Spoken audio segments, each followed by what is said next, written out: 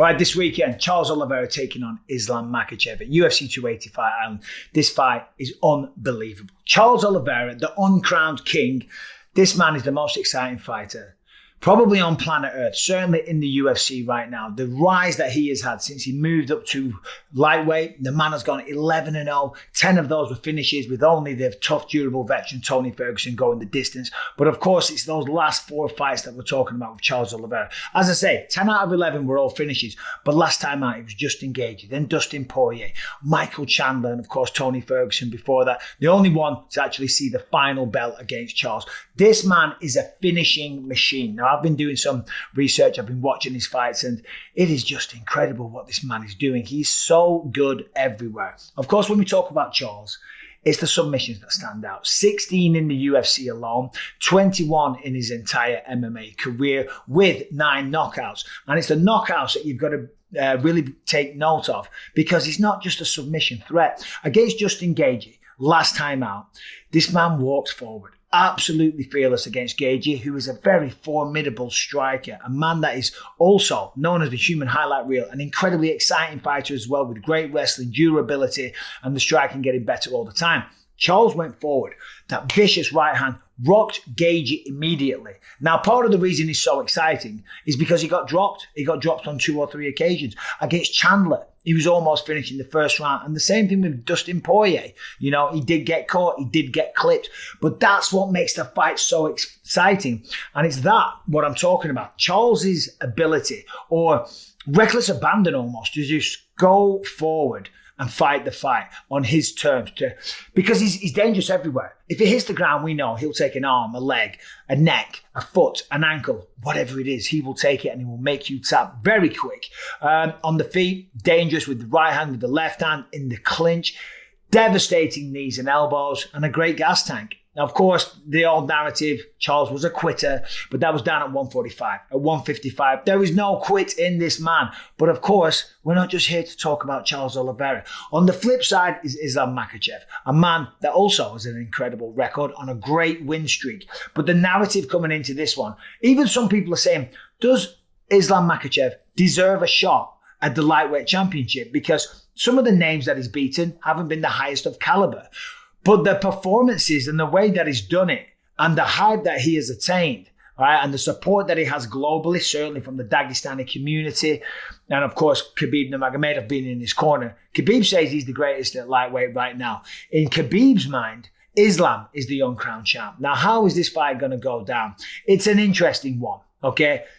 Oliveira has beat the better people, okay? But Islam can only fight the people that have been put in front of him. And so far, he's passed that test. Last time out, Bobby Green, beautiful performance. Doesn't make mistakes. Took him out in round 1. Before that, Dan Hooker, again, shot in double leg, clean. Didn't take a shot. Took him down, past the guard. Took a Kimura. It was absolutely textbook stuff. That was executed the way you do it in the training room with a willing training partner. That is how good he is. Now, when you look at the two styles, Islam's the bigger guy. He's the stronger guy, I would say, in my impression. Obviously, I would say that he has a wrestling advantage. And of course, on the ground, tremendous submissions as well. Now, he has been knocked out 1 time against Adriano Martins. That was a long time ago. But still, it shows that he can get caught. He can get clipped and he can get finished. Listen, after all, he's only human. Happens to all of us. All right, UFC 280 is absolutely stacked this weekend, going back to Fight Island. 2 title fights, insane undercard. Charles Oliveira on a revenge tour to get his belt back. And today's video is sponsored by DraftKings Sportsbook, the official sports betting partner of the UFC. And this Saturday, they have an insane deal for new customers. When you download the DraftKings Sportsbook and you use the promo code Bisping, all you got to do is bet $5 for either fighter to win, and you will get an additional $200 in free bets if your bet wins. So, as I say, an absolutely insane deal. So, of course, the main event, Charles Oliveira, an absolutely phenomenal fighter. I think the most exciting fighter in the UFC right now. The most submissions, the most bonuses, or almost the most bonuses. A tremendous win streak, taking out top contender one after the other.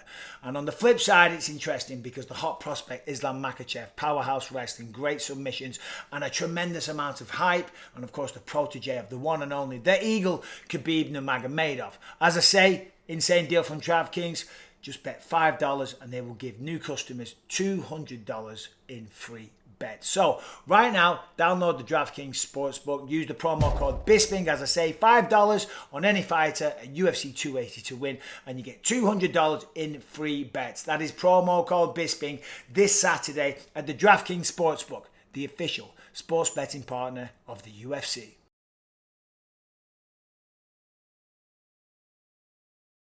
So Charles makes mistakes. Charles is reckless. Charles also doesn't go out there on blind aggression with the adrenaline running through his body and thinking, I'm just going to go forward and fight. No, he does it because he knows that wherever he finds himself in the fight, he always has an ability to finish it. He always has an ability to land the better shots, to get ahead in the fight. He has no fear in the octagon whatsoever. But as I said, he does make mistakes. Islam is more strategic. He doesn't make mistakes, and he generally carries things out perfectly, as I said. So for Charles, he's got to be careful. He cannot afford to make any mistakes. The whole thing is the grappling. Are we going to see just an absolute showcase of grappling ability? I think we will. Islam, I think for sure, will not be afraid to take Charles down. Okay, that's his bread and butter. That is how he fights. That's what got him here in the first place. So he's not going to abandon that. In the past, the cliche always is, you get two grapplers, it's going to play out on the feet. But that's with wrestlers, okay? These aren't just wrestlers. These are well-rounded fighters. Islam is going to look to take him down, and he'll get him down because Charles doesn't have the most incredible takedown defense, because he doesn't need incredible takedown defense. He is more than happy to get taken down and look for the submissions. I mean, when he dropped Justin Gaethje, the sequence of events that we saw was insane. He drops him, he jumps on him. He takes the back, almost gets the chop, switches to an armbar for a second, wasn't there. Then he takes the triangle. Justin escapes, transitions like a genius to his back, takes the choke. There it is, took him out in round one. A phenomenal performance.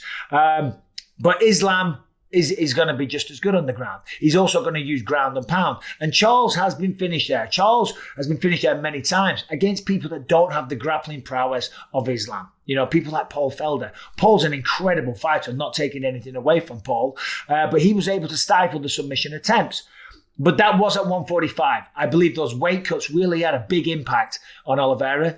As you get tired, it affects your ability to take a shot. And when you get tired, it makes a coward out of everybody. I'm not saying he's a coward, but when you get tired, you look for a way out and you make mistakes. That's because of the grueling weight cuts. At 155, that isn't a factor anymore. It's really not. 11-fight win streak. 10 of them all finishes. Fighting the best in the world in the most exciting fashion. So what do I think? I'm dancing around the subject. The reality is, the reason I'm not coming out straight away is because it's one of those fights. It is so hard to call.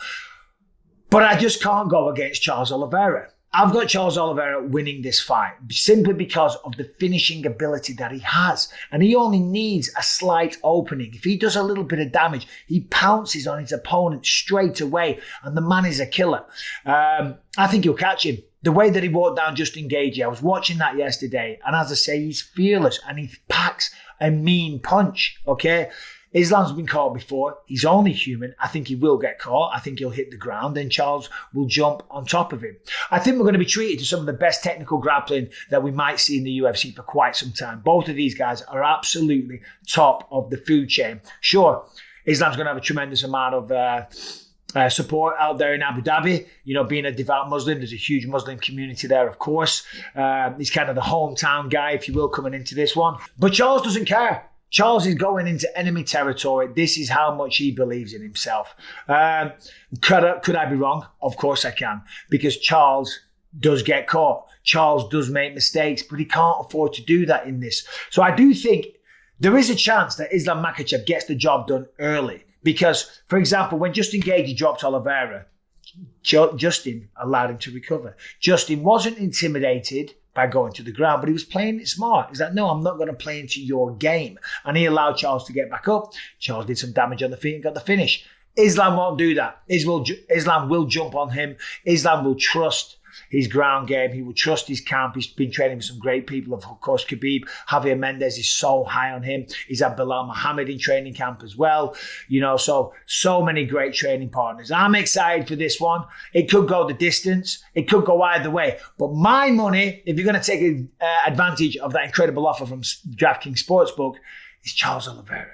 I think he gets a knockout or a ground and pound stoppage late in the fight.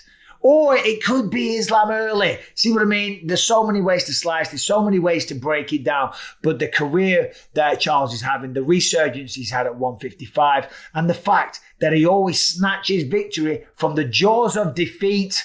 There ain't no quitting this, man. I'm excited. I can't wait. I mean, come on. What an insane fight card this is. We got 2 title fights. Sugar Sean O'Malley stepping up against Piotr Jan, the former champion. I'm going to do some videos breaking all of those down. But yeah, there it is. There's my official prediction. Let me know what you think in the comments down there below, which way you're going to lean, which way you're going to put your money on.